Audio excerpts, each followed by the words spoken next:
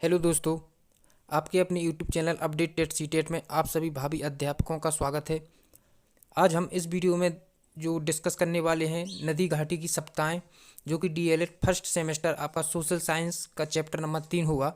और जो आपका फर्स्ट और सेकंड चैप्टर है उसको हमने अपने इसी चैनल पर वीडियो अपलोड कर दी है और उसकी प्लेलिस्ट बना दी है। आप अगर हमारे चैनल पर विजिट करेंगे तो आपको सामाजिक अध्ययन के नाम से एक प्लेलिस्ट मिलेगी। उसमें आपको फर्स्ट और सेकंड चैप्टर और उसका सिलेबस है उसमें हम डिस्कस कर दिया है, तो आप वहां जाकर देख सकते हैं। और हमारे चैनल को सब्सक्राइब करें, और क्योंकि जितनी भी वीडियो हैं हम अपने चैनल पर अपलोड करेंगे तो वह वीडियो आपसे ना छूटे, इसलिए हमारे चैनल को सब्सक्राइब कीजिए, हर वीडियो का नोटिफिकेशन आप तक पहुँच सके। तो देखिए, डीएलएड से फर्स्ट सेमेस्टर है आपका, जो उसमें जो आपका चैप्टर नंबर 3 है सोशल साइंस सामाजिक अध्ययन नदी घाटी की सप्ताहें, उसको हम इसमें देखने वाले हैं। तो इसमें हम डिस्कस करने वाले हैं नदी घाटी की सप्ताहें, सिंधु घाटी की सप्ताह आप देख सकते हैं यहाँ पे। सिंधु घाटी की सप्ताह आपकी मेसोपोटामिया और मिस्र और चीन, इन सप्ताहों के बारे में हम बात करने वाले हैं। तो अब देखिए, सिंध जो आपका इसमें बहुत महत्वपूर्ण और ज़्यादा पूछा जाता है सिंधु घाटी की सप्ताह, इसको आप ध्यान से पढ़िए। देखेंगे हम, विश्व के विभिन्न भागों में कांस्य युग में अनेक सप्ताहों का विकास हुआ। ये सप्ताहें नदी की घाटी में विकसित हुई थी। नदियों की घाटी में विकसित होने के कारण ये नदी घाटी की सप्ताहें कहलाने लगीं। प्रत्येक सप्ताह की अपनी कुछ विशेषताएं थीं, परंतु इसमें परस्पर अनेक समानताएं भी थीं। इसके आगे हम देखेंगे सिंधु सभ्यता। 1922 ईस्वी में राखलदास बनर्जी ने हड़प्पा से 640 किलोमीटर दूर स्थित मोहनजोदड़ो में उत्खनन के द्वारा एक भव्य नगर के अवशेष प्राप्त किए। प्रारंभ में उत्खनन कार्य सिंधु घाटी नदी में ही किया गया था तथा वहीं पर इस सप्ताह के अवशेष सर्वप्रथम प्राप्त हुए थे। अतः मार्शल ने इस सप्ताह की सिंधु सप्ताह कहा है। जो सिंधु सप्ताह की खुदाई हुई थी वह उसके जो नेतृत्वकर्ता थे वह मार्शल थे। आप यहाँ देख सकते हैं वह कौन थे, मार्शल थे। और जो जो जिन्होंने खुदाई करवाई थी राखालदास बनर्जी ने, मोहनजोदड़ो में उत्खनन इन्होंने कराया था। इसके बाद हम देखेंगे पुरातात्विक अन्वेषणों एवं उत्खनन की स्पष्ट हो गया है कि सिंधु घाटी सप्ताह का क्षेत्र हड़प्पा एवं मोहनजोदड़ो तक सीमित नहीं था, वरन यह अत्यंत विस्तृत था। सिंधु घाटी के सप्ताह का विस्तार प्राचीन मेसोपोटामिया, मिस्र तथा फारस सप्ताहों के क्षेत्र में भी अधिक विस्तृत था। मेसोपोटामिया सप्ताह आपकी बहुत बड़ी सभ्यता है। इसके बाद हम देखेंगे सिंधु सभ्यता की विशेषताएं देखेंगे। आप देखेंगे इसमें प्रशिक्षु चर्चा करें, उपरांत सिंधु सभ्यता की विशेषताओं को इस प्रकार स्पष्ट कर सकते हैं। देखेंगे नगर निर्माण। आपकी जो जो सिंधु सभ्यता मिली थी उसमें खोज करते समय, तो उसका निर्माण कैसा था, क्या थी सिंधु सभ्यता, इसमें हम देखेंगे। सिंधु घाटी सभ्यता का स्वरूप नगरीय था। नगरीय मतलब अच्छा था, अच्छे घर थे और जैसे घर बने होना चाहिए वैसे घर बने हुए थे। सिंधु सप्ता नगर योजना के आधार पर सामग्री मोहनजोदड़ो, हड़प्पा, चहुंदड़ो, कालीबंगा, लोथल, बनावली आदि से प्राप्त हुए। सिंधु घाटी के जो अवशेष मिले हैं वह हड़प्पा और मोहनजोदड़ो, चहुंदड़ो, कालीबंगा, लोथल, बनावली आदि से प्राप्त हुए। आप अगर पूछा जाता है इस प्रकार का प्रश्न कि जो सिंधु सप्ताह की जो योजना है और उसके जो स्थल हैं वो कहाँ कहाँ मिले, तो आप लिख सकते हैं। देखेंगे सिंधु सभ्यता नगरों में चौड़ी चौड़ी सड़कें पूर्व से पश्चिम और उत्तर से दक्षिण की ओर थीं। ये सड़कें एक दूसरे को प्रायः समकोण पर काटती थीं। इस प्रकार प्रत्येक नगर अनेक खंडों मोहल्लों में बट गया था। एक सड़क 11 मीटर चौड़ी थी, संभवतः राजमार्ग रही होगी। नगर की सभी सड़कें राजमार्ग से मिलती थीं। नगरों में जल निकास की समुचित प्रबंध था। सड़कों के किनारे नालियाँ थीं जो पक्की एवं ढकी हुई थीं। इसमें मैन होल भी बनाया जाता था। इसकी जो जो नालियाँ थीं वह भी सिस्टमेटिक ढंग से बनी हुई थीं और जो सड़कें थीं वह भी एक दूसरे को समकोण पर काटती थीं।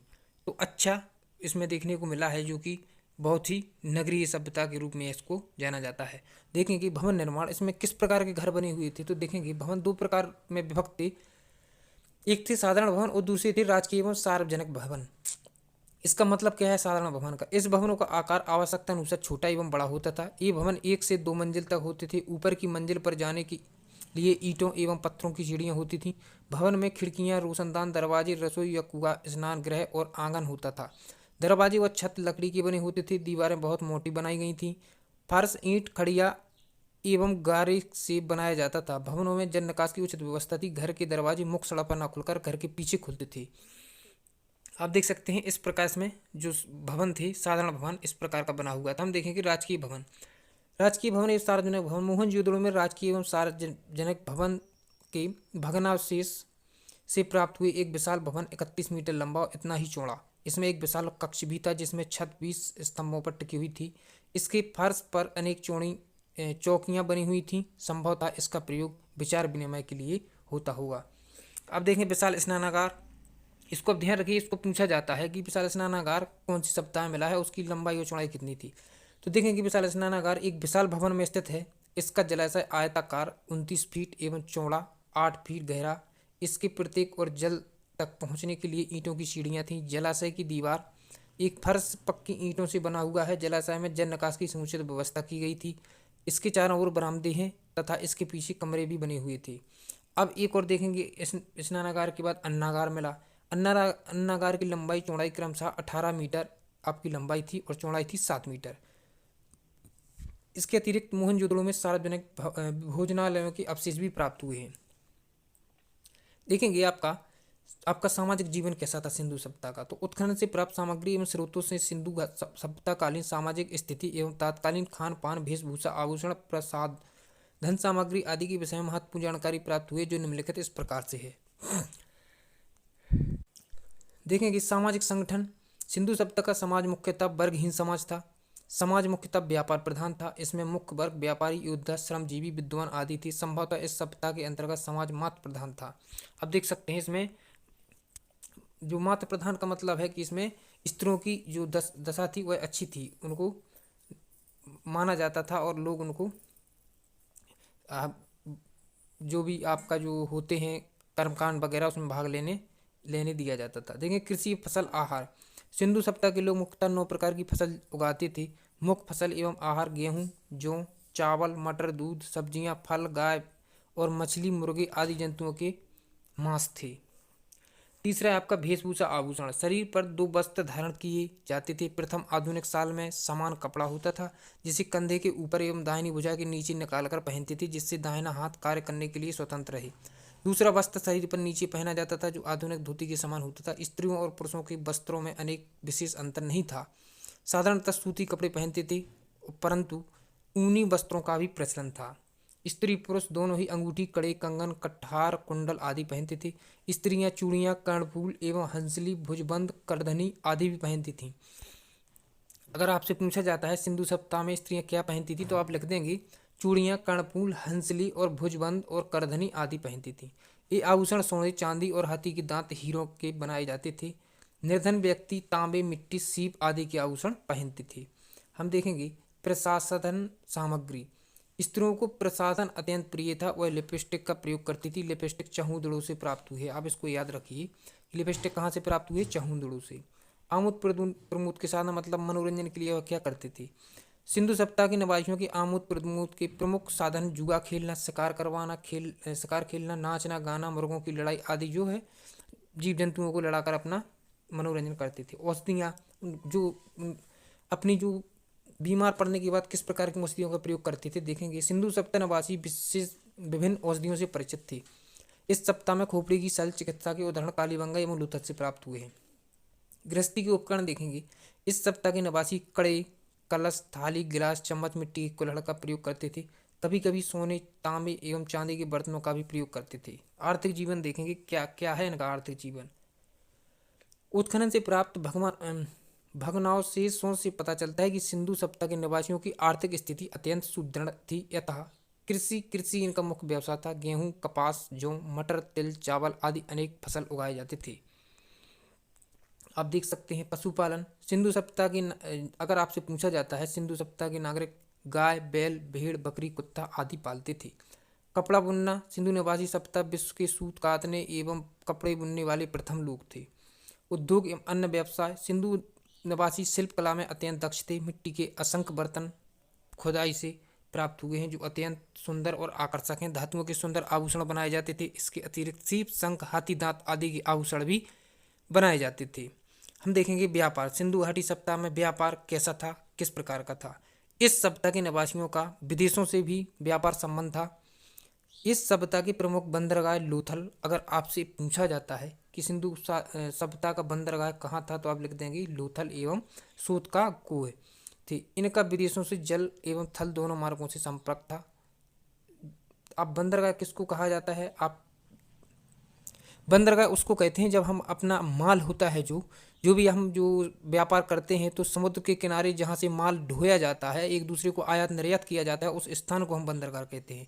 तो वहाँ लोथल था। और देखेंगे जल तथा थल बैलगाड़ियों तथा जहाज़ों से भी जो माल का आयात निर्यात किया जाता था।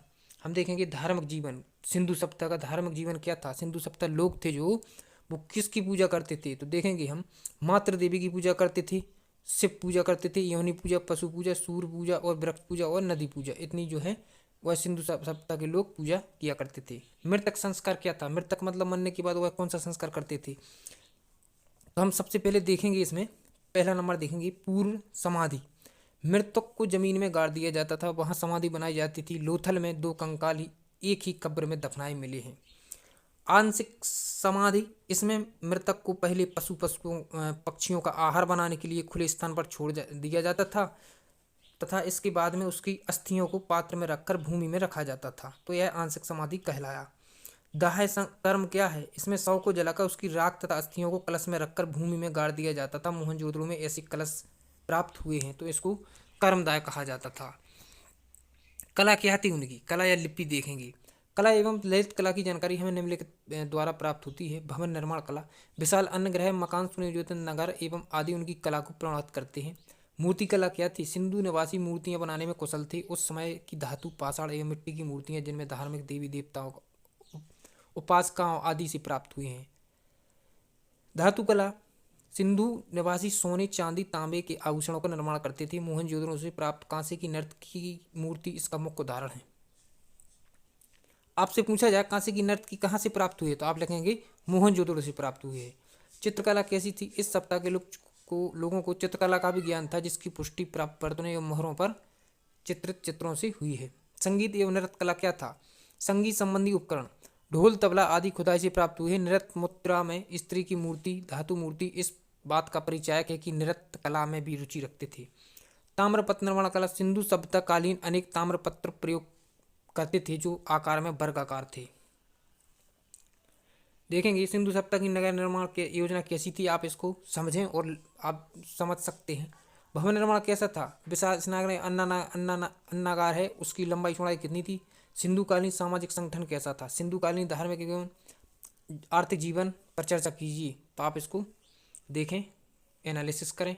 देखेंगे हम इसके बाद मेसोपोटामिया की सभ्यता क्या थी? सिंधु सभ्यता के बाद जो मेसोपोटामिया की सभ्यता थी, मेसोपोटामिया की सभ्यता विश्व की प्राचीनतम सभ्यताओं में से एक है। यूनानी भाषा में मेसोपोटामिया शब्द का अर्थ जल के मध्य का क्षेत्र होता है। मेसोपोटामिया का अर्थ क्या होता है? जल के मध्य का क्षेत्र।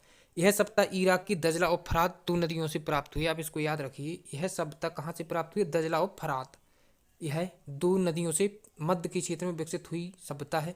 मेसोपोटामिया की सभ्यता के नाम से पुकारा जाता है। इस क्षेत्र में 3 सभ्यताओं सुमेरियन और बेबीलोनियन और असीरिया की सभ्यता का विकास हुआ था, अतः तीनों सभ्यताओं को सम्मिलित रूप में मेसोपोटामिया कहा जाने लगा। देखेंगे सुमेरिया की सभ्यता क्या थी? तो मेसोपोटामिया में सर्वप्रथम सुमेरिया की सभ्यता का ही विकास हुआ। इस क्षेत्र को अत्यधिक उपजाऊ होने के कारण उपजाऊ क्रीसेंट कहा जाता है। सुमेरिया सभ्यता के लोग अपनी राजधानी सुमेर बनाया, इसी कारण इस सभ्यता को सुमेरियन की सभ्यता भी कहा जाता है। हम देखेंगे राजनीति जीवन कैसा था मेसोपोटामिया सभ्यता का। देखेंगे इसमें हम दजला एवं फरात नदियों के कारण इस क्षेत्र में अनेक द्वीप बन गए थे। इन्हें द्वीपों में धीरे धीरे सभ्यता का विकास हुआ और प्रत्येक द्वीप पर एक राज्य की स्थापना हुई। सुमेरिया सभ्यता के प्रमुख राज्य उरकेश, निस्पुर, इरुदु आदि थे। सुमेरिया सभ्यता में शासन धर्म पर आधारित था तथा राजा को ईश्वर का प्रतिनिधि समझा जाता था। सारगन प्रथम इस सभ्यता का संस्थापक था। राजा के बाद राज्य में पुरोहित का महत्व हुआ करता था। सामाजिक जीवन कैसा था? सुमेरिया सभ्यता के लोग समाज पर धर्म का विशेष प्रभाव था। तत्कालीन समाज 3 वर्गों में विभक्त था, उच्च वर्ग, मध्यम वर्ग और निम्न वर्ग। उच्च वर्ग में शासक और सामंत और उच्च अधिकारी एवं पुरोहित होते थे। मध्य वर्ग में कृषक, व्यापारी, शिल्पी आदि आते थे। इसके अतिरिक्त निम्न वर्ग में दास आते थे। दास का मतलब जो नौकर चाकर हुआ करते होंगे। तत्कालीन समाज में यद्यपि दहेज प्रथा का प्रचलन था, लेकिन फिर भी समाज में स्त्रियों को सम्मान की दृष्टि से देखा जाता था। हम देखेंगे आर्थिक जीवन कैसा था मेसोपोटामिया का। सुमेरियन सभ्यता के लोगों का मुख्य व्यवसाय कृषि था। इस काल के लोगों ने नहरों एवं बांधों का निर्माण कराया, जिसके परिणाम स्वरूप कृषि का विकास हुआ। इस काल में किसानों को अपनी कुल उपज 1/3 एक तिहाई भाग राज्य को कर के रूप में देना पड़ता था। सुमेरियन सभ्यता के अंतर्गत व्यापार की स्थिति अच्छी थी। व्यापार दूर दूर तक क्षेत्रों तक फैला हुआ करता था। इस सभ्यता के निवासी अनाज, खजूर, ऊनी वस्त्र मिस्र एवं भारत ले जाते थे। इस देशों में सोना, चांदी, मूल्यवान पत्थर, हीरा आदि लेकर आते थे। धार्मिक जीवन कैसा था, किस प्रकार की पूजा करते थे, कौन कौन ईश्वरों को मानते थे। सुमेरियन सभ्यता में धर्म का विशेष महत्व था। प्रारंभ में केवल एक ही देवता, एक देववाद की पूजा किया करते थे, परंतु बाद में अनेक देवताओं की पूजा की जाने लगी थी। प्राकृतिक शक्तियों में सूर्य एवं चंद्रमा की पूजा की जाती थी, अर्थात यहाँ धर्म एकेश्वरवाद से बहुदेववाद की ओर अग्रसर होने लगा था। लेखन और कला। सुमेरियन लोगों को लेखन कला का भी ज्ञान था। इनकी लिपि को कीलाकार लिपि कहा जाता है। इस लिपि का आविष्कार लगभग 3000 ईसा पूर्व में सुमेरियन लोगों ने किया था। इस लिपि में लगभग 300 अक्षर थे, जिसे चिन्ह लिपि और संकेतों के माध्यम से व्यक्त किया जाता था।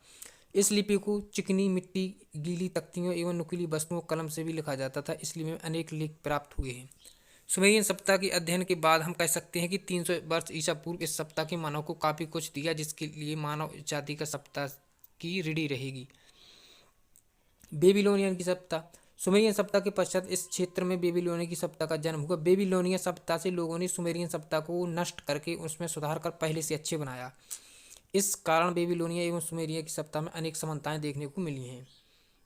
बेबीलोनिया के लोग संभवतः अरब से रेगिस्तान से घुमक्कड़ हुआ करते थे, जिन्होंने ईसा पूर्व 2000 के लगभग सुमेर विजय प्राप्त की। इसके बाद बेबीलोनिया को अपनी राजधानी बनाया। इस कारण इस सभ्यता को बेबीलोनिया की सभ्यता भी कहा जाता है। बेबीलोनिया सभ्यता का राजनीतिक, सामाजिक, आर्थिक एवं धार्मिक जीवन निम्नलिखित रूपों से स्पष्ट किया जा सकता है। राजनीतिक जीवन।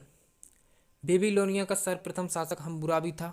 उसने लंबे समय तक 2123 ईसा पूर्व में 2080 ईसा पूर्व तक शासन किया। बेबीलोनिया में राजा को ईश्वर का प्रतिनिधि माना जाता था। हम्मुराबी न केवल अत्यंत शक्तिशाली शासक था, वरन अत्यंत योग्य भी था। उसने विश्व का प्रथम कानून निर्माता भी माना जाता है उसको। इसके बाद आप इस पे एनालिसिस कर सकते हैं कि वह किस कानून हम्मुराबी है। संहिता विश्व के इतिहास में विशेष स्थान रखती है। हम देखेंगे सामाजिक जीवन। बेबीलोनिया समाज 3 वर्ग में विभक्त था, उच्च, मध्य एवं दास वर्ग में विभक्त था। उच्च वर्ग में पुरोहित संपन्न व्यक्ति आते थे, जबकि मध्य वर्ग में किसान व्यापारक को रखा जाता था। निम्न वर्ग में दास आते थे। आर्थिक जीवन कैसा था। इस सप्ताह में कृषि प्रमुख व्यवसाय थी। इस सप्ताह में किसान संपन्न थे, क्योंकि उपजाऊ भूमि थी। किसानों को कुल 1/3 सरकार को देना पड़ता था। इस सप्ताह में व्यापार उन्नत पर था। सड़कों एवं जहाजों से व्यापार किया जाता था। उसके बाद भारत एवं मिस्र से व्यापारक संबंध स्थापित हुए।